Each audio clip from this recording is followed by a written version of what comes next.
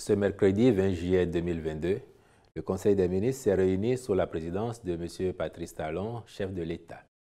Au terme de la séance, les décisions ci-après ont été prises. Au chapitre des mesures normatives. En point 1, modalité de mise en œuvre de l'auto-assurance de l'État pour la couverture des biens culturels publics. Le présent décret vise une protection efficace des biens culturels en vue de l'émergence d'une économie touristique, culturelle et artistique. Elle s'étend aux activités de promotion et de circulation des œuvres. Le texte qu'il organise intervient en application de la loi numéro 2021-09 du 22 octobre 2021 portant protection du patrimoine culturel en République du Bénin. Ainsi, l'auto-assurance porte sur la perte, le vol et les dommages que pourraient subir ces biens publics, les détériorations diverses dont ils peuvent être l'objet à la suite d'un vol, d'un incendie, d'une explosion, d'une grève, d'un acte de vandalisme, des dégâts causés par les eaux, etc. En point 2, mise en œuvre des registres communaux des personnes physiques. La loi assigne aux communes la tenue de 2 registres des personnes physiques établis sur leur territoire, l'un pour les nationaux et l'autre pour les ressortissants étrangers. La mise en œuvre de ces registres répond au besoin de recueillir les données des résidents communaux, lesquels servent notamment à consolider ou mettre à jour le registre national des personnes physiques, attribuer le numéro personnel d'identification, reconstituer l'état civil des personnes. Tous les citoyens inscrits sur le registre communal sont pris en compte lors du recensement de la population. Au terme du présent décret, cette inscription est effectuée soit à la naissance, soit lors de l'installation sur le territoire national par une déclaration à la mairie du lieu où la personne a choisi de fixer sa résidence principale, et cette déclaration concerne l'ensemble des personnes composant le foyer. De même, tout changement de résidence principale doit faire l'objet d'une déclaration auprès de la mairie de la commune du nouveau domicile. Elle est obligatoire, même s'il n'y a pas de changement de commune, et devra intervenir dans les 8 jours ouvrables suivant le déménagement. Les ministres concernés veilleront à l'application diligente de ces dispositions réglementaires. Par ailleurs, d'autres mesures normatives ont été adoptées. Il s'agit notamment des décrets portant régime spécial de l'évaluation environnementale et sociale applicable dans la zone économique spéciale de Glodjibé.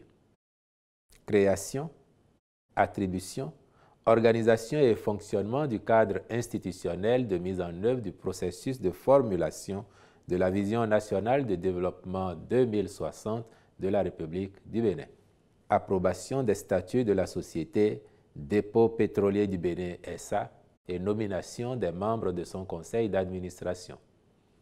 Approbation des statuts du Bureau béninois du droit d'auteur et des droits voisins, puis nomination des membres de son conseil d'administration. Modalités pratiques et opérationnelles de la reconstitution générale des actes d'état civil. Au chapitre des communications. En point 1, formulation de la Vision nationale de développement 2060. Un tel exercice, de par sa portée, nécessite l'adhésion de tous les acteurs de développement et la prise en compte de leurs aspirations. Qu'il s'agisse des institutions publiques, du secteur privé, des élus locaux, de la société civile, des leaders religieux, des partenaires sociaux ou encore de la diaspora. Pour faciliter l'implication de toutes les compétences aux fins d'une mise en œuvre harmonieuse du processus, il sied que soit institué le cadre opérationnel chargé de coordonner et de suivre la formulation de la vision 2060, de valider les documents élaborés et d'assurer la mobilisation des différentes couches de la population. Le précédent document de cette nature arrive à terme en 2025. D'ici à cette échéance, il convient de doter notre pays d'une nouvelle vision prospective. À cet effet, il est envisagé de retenir l'année 2060 comme horizon afin de projeter l'image souhaitée du Bénin 100 ans après son indépendance. Cette action aura pour base l'évaluation de l'opérationnalisation du document Bénin à l'AFIA 2025, la capitalisation des bonnes pratiques issues des programmes d'action du gouvernement 2016-2021 et 2021-2026 et consistera à définir les grandes orientations de développement.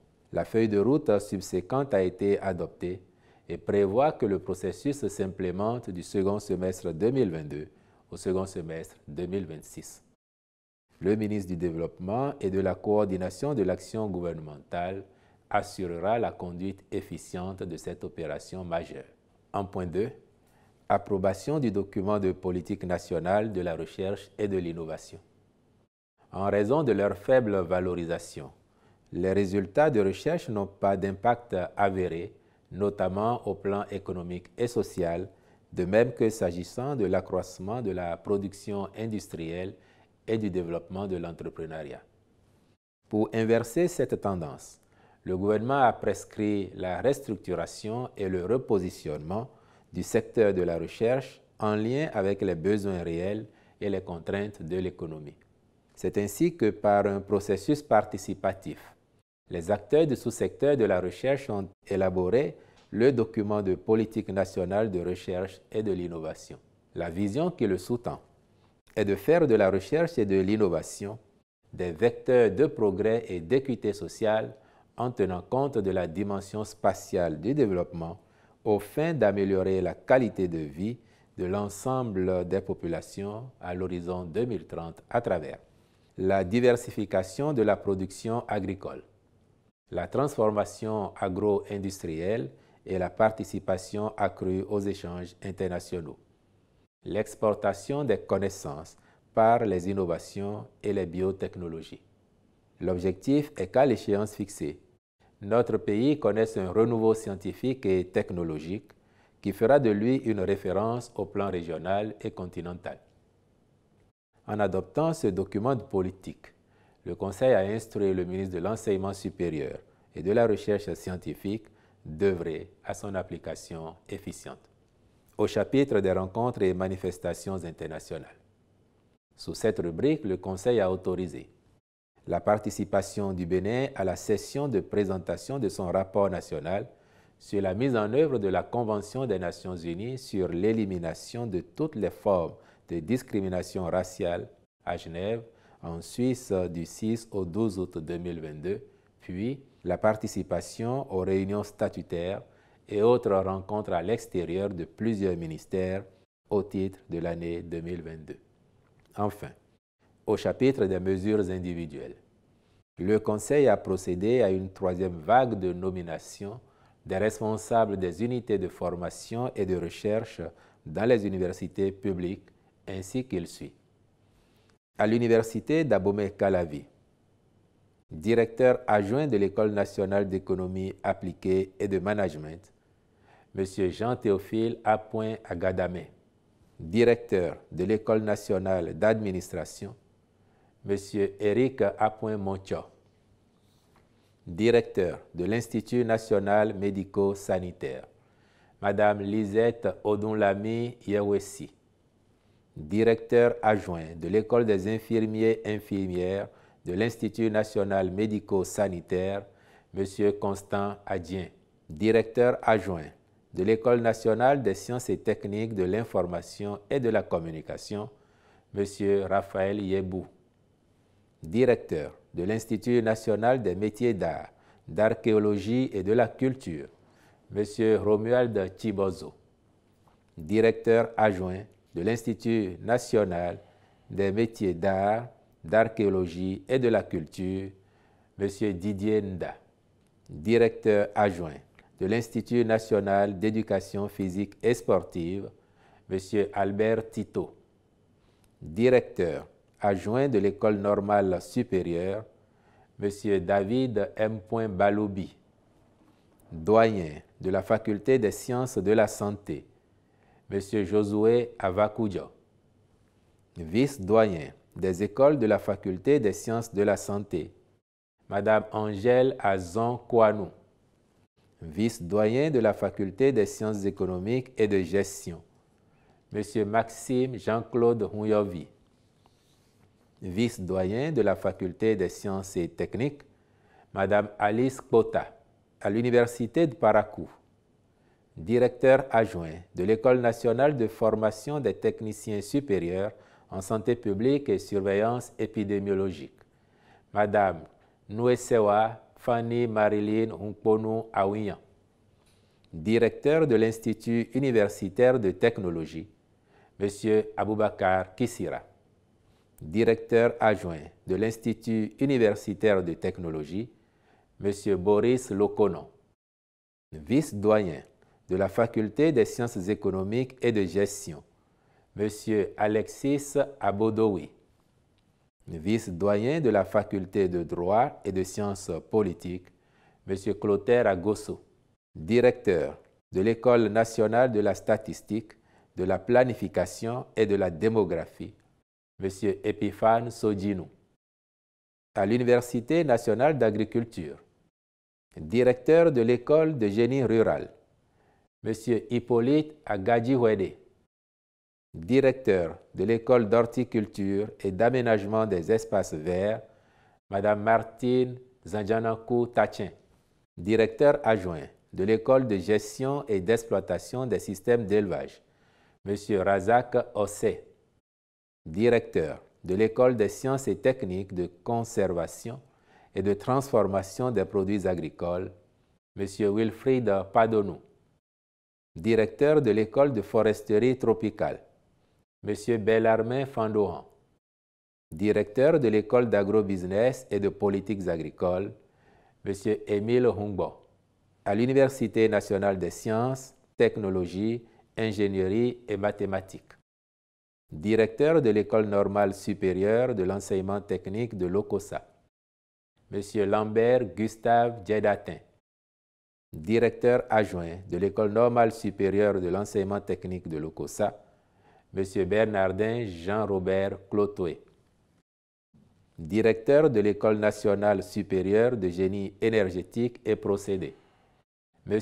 Danvidé Antonin Canfon, directeur adjoint de l'École normale supérieure de Natitengu, M. Kwesi Atindekun Nikita Topanou, vice-doyen de la Faculté des sciences et techniques de Natitengu, M.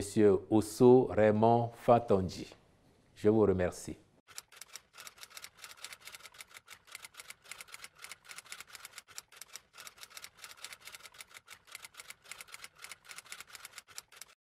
L'ANIP a déjà des structures déconcentrées. Cela est prévu dans la loi, que dans chaque commune et plus tard, au fil de l'évolution, peut-être même dans chaque arrondissement, qu'il y ait une représentation de l'ANIP.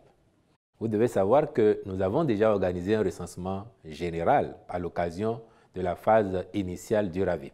Ce qui fait que, ajouter au recensement continu qui se fait pour les personnes qui ne s'étaient pas fait enregistrer les premières fois, nous sommes quand même un certain nombre de Béninois dans la base de données de l'ANIP. On doit être environ 12 millions de Béninois dans cette base de RAVIP. Ce qui veut dire que les données substantielles existent déjà. Ce que doit faire l'ANIP, c'est de les séquencer et de les mettre à la disposition de chaque commune. Il appartiendra ensuite à chaque citoyen déjà inscrit de vérifier sa position, son rattachement à telle ou telle commune et au besoin de faire la démarche pour y être fixé. Et à ceux qui ne sont pas encore enregistrés, d'aller également se faire maintenant enregistrer pour figurer au registre communal des personnes physiques. Et donc, il ne s'agira pas de faire une nouvelle opération de recensement d'envergure sur le territoire national, non. L'ANIP, en temps indiqué, sensibilisera afin que chacun comprenne ce qu'il y a à faire.